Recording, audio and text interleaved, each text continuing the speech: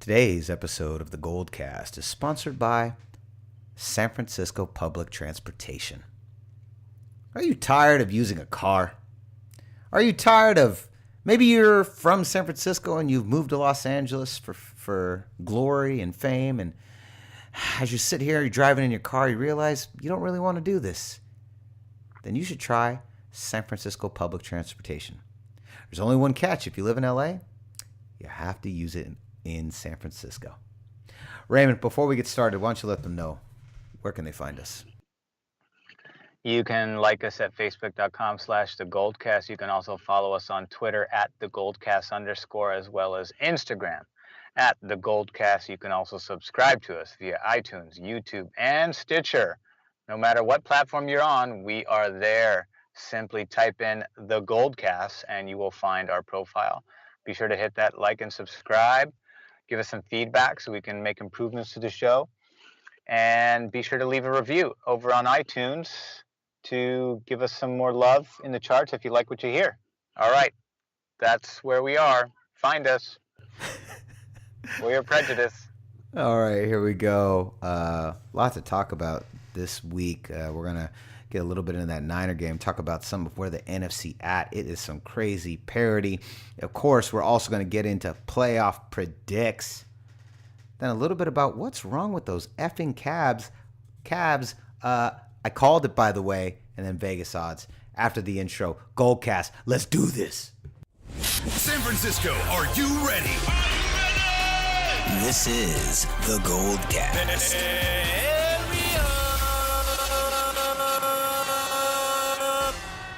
Boom!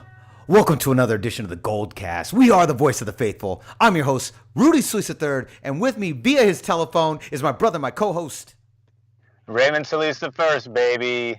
Boom! Boom, boom, boom, boom, boom, boom, boom! Super Solis Live Bros. in the streets of San Francisco. In the streets of San Francisco. Hill Street Blues, San Francisco. Bay Area. Here we go. Super Solis Brothers in the house. Welcome to the San Francisco. Welcome to the Goldcast Nation. You know what? If you're listening to the Goldcast right now, it's because, like us, you're a San Francisco homer. And maybe you're just tired of listening to national podcasts or national TV shows that only talk about New York, Boston, and Dallas. Because I know I am. That's why I'm here. You're here because we have gone to 7 championships in 7 years. We've walked away with 5. We've been in all big 3. We've been in the Super Bowl, we've been in the World Series, and we've been in the NBA Finals. And guess what? We got a dynasty in baseball, and we're going to get a dynasty in basketball.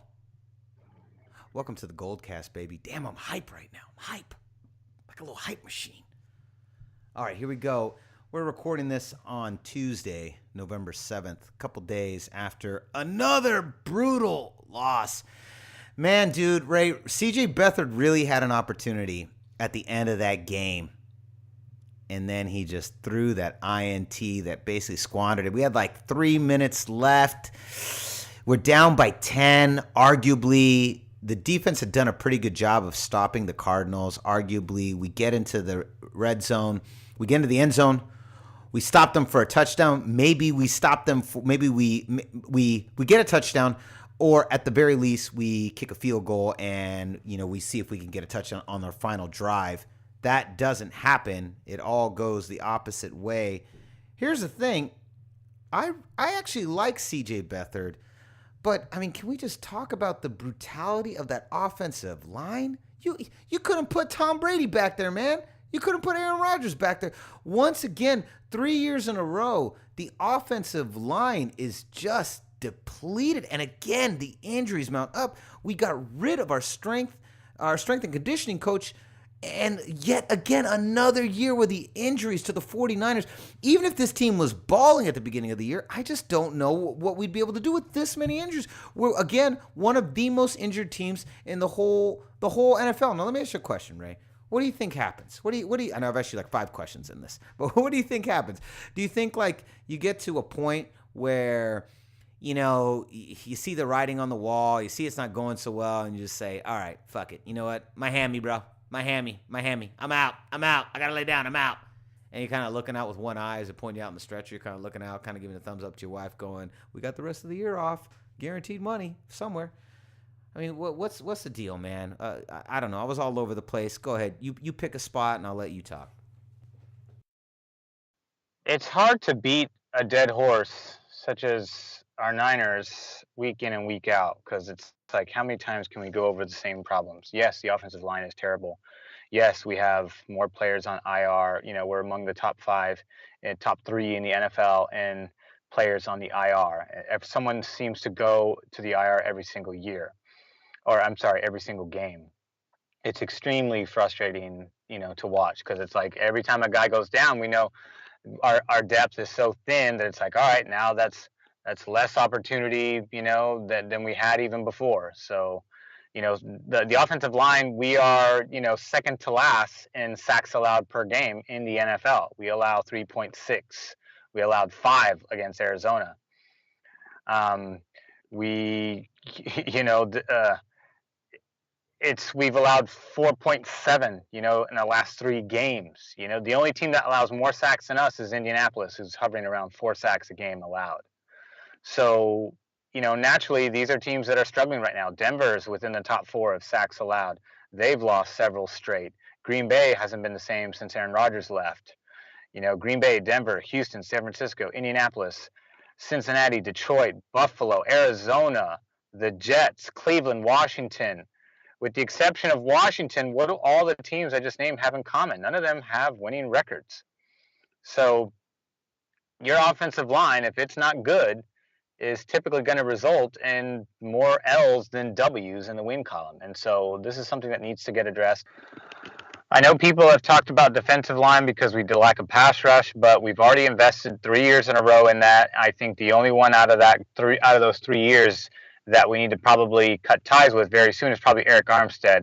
He's still under a rookie contract, so he's still virtually inexpensive to keep on, but he goes on IR every year. And he's the one that's most raw, that needs the most polish. And unfortunately, every time he seems to gain some semblance of progress, he gets himself injured and then loses all momentum within his progress. But Buckner and Thomas seem to be panning out pretty well. Buckner obviously is kind of leading the pack because he's the one who came out of college the most polished and has an extra year under his belt, unlike Thomas, who's just working through his rookie campaign, coming off of the late OTA participation because of the Stanford and NFL rules and how they apply. Anyways, going off on a tangent there. Offensive line needs to be addressed first. Joe Staley is getting up there in years. Trent Brown, I think, is doing very well on the right side. It's the interior and the center that need the most addressing. Josh Garnett is a guard, but he hasn't panned out. He's been IR since he came on, off and on. Daniel Kilgore hasn't been the same since his broken leg and gets beat consistently up the middle. Constantly missing assignments over there, especially at left guard too. So we need another interior, probably 1 or 2, I would imagine. Probably one in the early rounds, then another one in the mid to late rounds is what I would do. In addition to that, we also need outside pressure. So the reason why some of our interior guys aren't getting beat is because A, they're younger and inexperienced, but B, there's no pressure from the outside to deter our defenses from double teaming our guys inside, because that's where our strength is. So your scheme is very simple. Your threat from the outside you can do man-on-man blocking from the outside, but on the interior, let's double up, because big guys like Buckner, Earl Mitchell, and Thomas is injured right now, but those types of guys can get penetration if you give them enough space. And so they plug up those space real quickly. And in terms of running, they're just not polished. You know, that's why our guards are getting to the second level, and they know that it's easier to do that because we have an experience on the defensive line. And on top of that, we're lacking in the middle linebacker position because Brock Coyle seems to kind of be in a deer in the headlights half the time. And Reuben Foster is, you know, always one hit away from getting injured. It's almost nerve-wracking watching him play because he's got so much exciting potential that's on par with guys like Navarro Bowman and Patrick Willis, but his body seems to be extremely fragile right now, and I don't know if that's a guy that's going to pan out long term. It does. I don't see it right now. So, I don't know if it's going to pan out or if he's just going to get injured and fall on IR like everybody else. Who knows? It seems like it's going that way. If I was a betting man, I would say bet on Reuben Foster getting injured between now and the end of the season. I think it's a pretty safe bet. Yeah, so, and I hate to say it, but that's just the way. Every game it's something. Reuben Foster sits out a couple plays. Reuben Foster sitting out a couple plays. If it's not his ribs, it's his shoulder. If it's not his shoulder, it's his ankle. Between the ankle, the ribs, and the shoulder, he's got a lot of sensitive areas working against him right now, and it's frustrating to see. Reuben Foster is a sensitive guy. It's part of the problem. He's so sensitive. Sensitive at being an amazing player in college, but not so much in the NFL.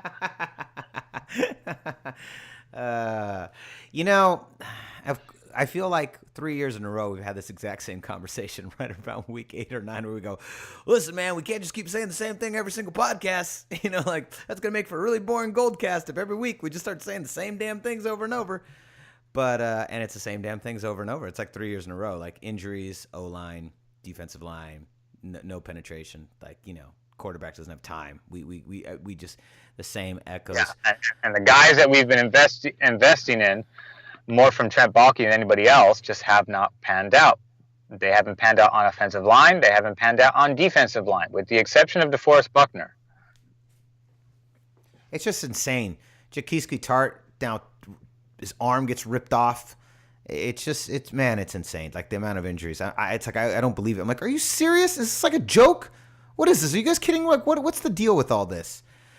But either way, I don't get it either. It's like, come on. I understand there's other teams that are going through this, but the consistency that we seem to be going through year in and year out for the last 3 years just seems highly impractical for any NFL team. It's like, what the hell is happening here?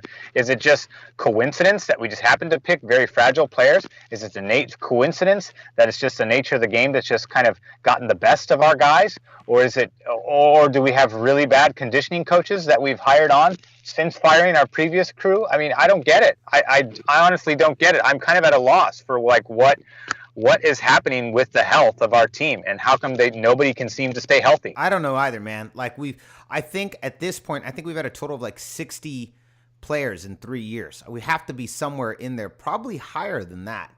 We have to be somewhere higher, like, because it's been at least 20. Got 20 this year. And we had 20 something the year before, and I think the year before with Harbaugh. I don't know, man. Like I wasn't even counting the Harbaugh year. I was just counting the Tom Sula, Chip Kelly, Shanahan years. But that's the most frustrating part of everything else. It's like, goddamn, why the fuck is this team so physically fragile? It doesn't make any sense at all as to why we're so fragile. I literally don't understand it. But we could sit here and just whine and complain on the Goldcast for like the next 40 minutes, but that's not what we came to do. We came to party. And by party, I mean parity. Let's talk about the NFC. Dude, the parity in the NFC right now is insane. It is insane. You've got Philadelphia at the top. Then underneath, you've got the Saints, the Rams. So here, I'll pull up the schedule. Here, you got Eagles at 8-1.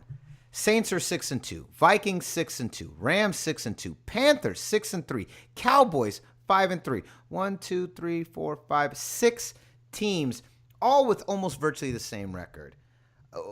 Who do you really? I mean, for me, like everyone's like, what is going to happen in the playoffs? What do you think is going to happen in the playoffs? I don't know what's going to happen in the playoffs. I have no idea what's going to happen in the playoffs. Maybe the Saints. The Eagles, to me, look to be the best team in the NFC, but we all know that it's a completely even playing field the second the postseason begins. Who to you is standing out? The Rams have full control of the NFC West. I don't care what the Seahawks are saying. The Seahawks, if they're lucky, they're going to get a wild card spot, but that's about all you can guarantee them.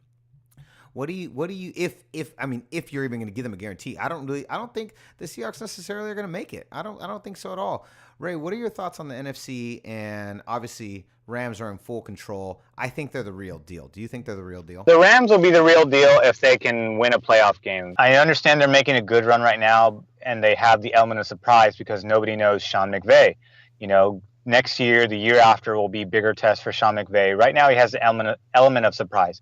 Whenever you have a new coach, new scheme that's working well, or you have new players, case in point, Ezekiel Elliott, Dak Prescott, that are new in the league and nobody's seen them and they're playing at a high level, they're always going to have the advantage because there isn't a whole lot of scouting reports to beat them. You know, same can be said for new pitchers, new batters that are doing well. You just don't have a lot of scouting data to combat, you know, their strengths right now, and you need time in order to do that. So right now, McVay's got that going for him and his team. Everyone knows the team, but nobody knows the system they're playing very well. They're playing at a high level right now. You know, Atlanta had a new system with Kyle Shanahan, the same players, brand new system under Kyle Shanahan, and they got the best of the league that year and were able to go to the Super Bowl because of that. And, you know, they had enough talent to execute that system at an extremely high level. And he mixed it up enough that just kept teams on their toes constantly. And that's why, you know, Matt Ryan was an MVP. So that's what's going on with the Rams right now. If they win a playoff game, I'll take them seriously. You know, getting to the playoffs, it seems like their trajectory's in good line to do that. But, you know, we'll see how they do the rest of the schedule. They seem to be handling everybody fairly well, you know, with a lot of assurance. So I think they're going to do good for the rest of the remainder of the season. Seahawks, you never know with them. I mean, they play well one game, and then they're a little inconsistent, but they're consistent enough to stay above 500. They'll probably be battling Dallas for the second wild card spot, but I imagine the first one's going to go to a much better team because there's a lot of good teams that are leading their division that are obviously going to get in if they keep that trajectory going, like the Eagles.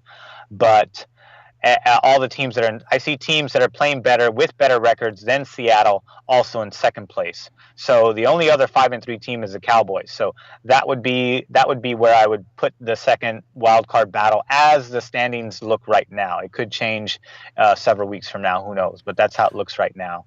Well, the big thing you have to look at with the Cowboys is Ezekiel Elliott gonna play, you know, because I think he's truly, I mean, every week I hear he's truly out. This week it's the start of everything. If he's truly out for 6 weeks, then, you know, it is what it is.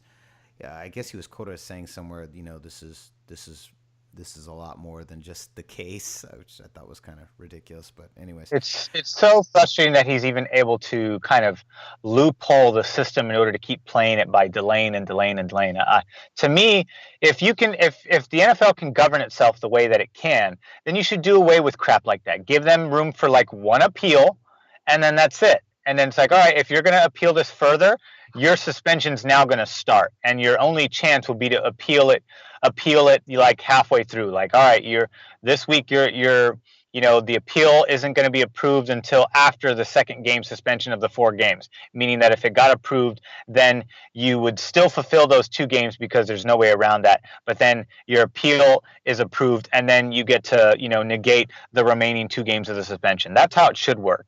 All this crap that's happening right now, I think, is absolutely ridiculous.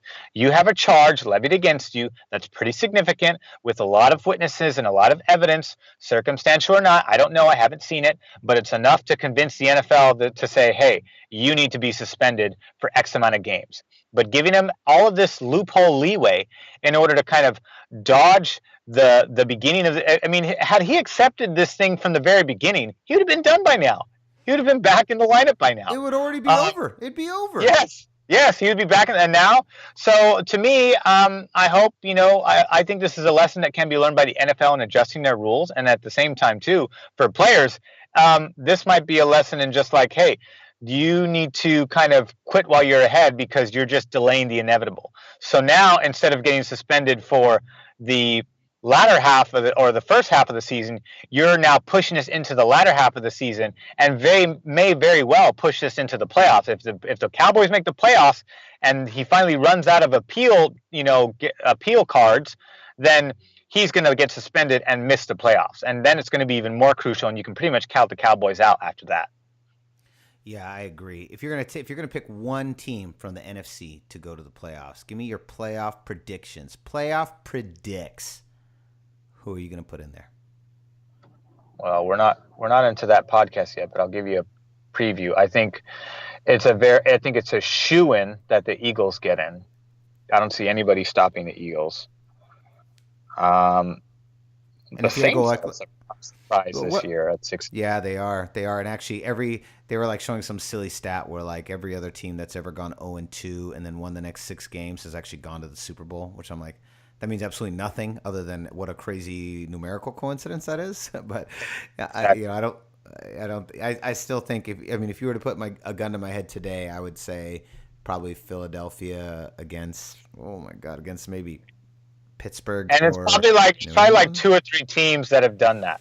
Like the statistic It probably like is. favors like 2 or 3 teams. If you show me 20 teams that have all done that and have all gone to the Super Bowl, then I'll say, hey, people, place your bets. The odds are in your favor. But in this case, I'm like, that's as stupid as any other random statistic that they've thrown out. Like Tom Brady when he eats jelly sandwiches before Monday night games, he's 5-1. It's like, so so what? That doesn't mean anything. So I just hate how they just get so dissectant with these stats. Well, it's just because you can statistically record a pattern that's occurred more than once doesn't mean it has any bearing on what you're seeing in the game or in a season in front of you. Like it's just a statistical anomaly that's been recorded. Yes, ESPN and NFL Network just really love that stuff because they know there's a bunch of geeks out there that totally geek out about it. And, a lot of those people are part of the fantasy football crowd, which is a huge, huge, huge crowd.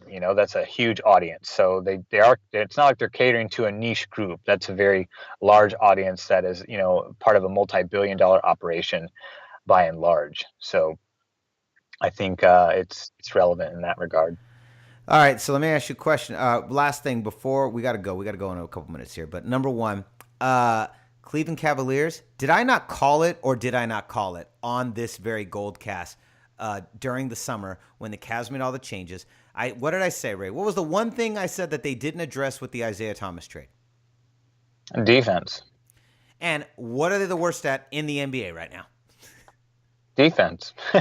I mean, did I not call this? I said he was a defensive liability from the get-go. They literally, their inability to have any defensive stops is what ruined their chances of winning the NBA Finals this year. They went against the third place defensive team and the third place offensive team in the Warriors. They were unable to defeat them. They were the 27th ranked defense. They had the number 1 ranked offense, and it didn't mean shit. Because literally they got It means shit, huh? Yeah. I'm glad you noticed that. I was hoping you would. So it didn't mean shit. Because literally they got stopped. They got stopped in 5 games. Gentlemen's sweep. And so what do? They go out and get Isaiah Thomas, who's another prolific offensive player. Oh, wait a minute. Offense wasn't the problem here. And now they are too slow. They are too old, and as currently constructed, I'll be honest, man, kind of hot takey. I don't know, man. Unless they get some big trade, I don't know if this team can make it to the finals this year. I don't know. Boston's looking pretty tough. Let's just put it that way. That's because Kyrie Irving is proving that he can lead a team on his own. I know he couldn't do that with the Cavaliers beforehand, but looks like he's able to do that, or he's doing that thus far this season now. Yeah, Bill Simmons said something really great. When people were complaining about whether or not Kyrie could lead a team, he was saying, well, he goes, there isn't really a stat to show this, but if your mom makes you dinner every single week all the time and kind of does everything around the kitchen, and then randomly on one Wednesday goes, hey, I'm going out for the night, you're on your own, you're probably going to make a pretty bad dinner. Because you're just not really there. He goes, but if you're alone in your own apartment making dinner, then you get the reps and you're probably going to do a lot better. And he goes, it kind of feels like that's the things. Like LeBron's doing everything, so when LeBron's not there, the team's a little lost. But that's kind of by LeBron's design. I was like, that was that little metaphor. The rest of that I'm adding, but the little metaphor about your mom cooking dinner, I thought that was a good metaphor. And I was like, I think that makes sense. And he's like, I feel like that's what was going on over there with Kyrie. It was just, mom's making dinner all the time. So then when I see what he means. I don't know if mother making dinner is the first metaphor or analogy that I would jump to. to explain that, but I get That I get what he means by that. So last, Ray, and then we're gonna go. New York Giants at San Francisco. What do you think the spread is? What's the spread? Oh my God! Because this team's doing terrible too. But I would have to look at their scoring offense to determine this. But off the top of my head, I'd have to say it's probably 6 points. No, Ray. Wow, I think that might be the first, maybe the only second, maybe second time you've been wrong this year. It's at when the line opened, it was 49ers by 1, and now they're saying it's the Giants by 1. By 1, man, this game is only going to be watched by 2 I was going to say cities. 6 or less. I knew it couldn't be more than I knew it couldn't be more. I knew it wasn't a full touchdown, but I wasn't sure if it was going to be more than a field goal, though, Well, or less than a field goal. Clearly, Vegas doesn't trust anybody in this game, and they don't trust either offense. Oof, gosh, man, that's brutal. The question is, New York Giants by 1 point. Raymond, do you take that bet? I'm going to say Niners get a win here. They're at home, so they have home field advantage. They are just as beat up as the Giants. The Giants have an edge in terms of health, but I think being at home, not having to travel, getting another practice of Beathard under his belt, I think that'll help. I know John Lynch is picking up other players to help solidify the injuries, so we'll see how that goes. But I'm going to say Niners get their first win against the Giants. I'm going to say you're right, and I'm going to hope that you're right, and I'm going to tell you this, buddy. The battle. Don't turn off your dials, San Francisco and New York, because the battle for the first pick of the draft begins this Sunday. I hope you're ready. Raymond, before we run off, where can they find you? You can find me on Twitter at Ray Solis. You can also find me on Instagram at Ray Solis1. Boom. You can find me at Rudy Solis 3rd, Rudy Solis 3RD on Instagram and Twitter. Boom. Holla. Super Solis Brothers, we're going to be signing off. So concludes another edition of the Goldcast. We are the voice of the faithful. I'm your host, Rudy Solis III, and with me is my brother, my co-host, Raymond Solis the first, baby. Boom. We'll see you next time. Same Goldcast time, same Goldcast motherfucking channel. This is the Goldcast.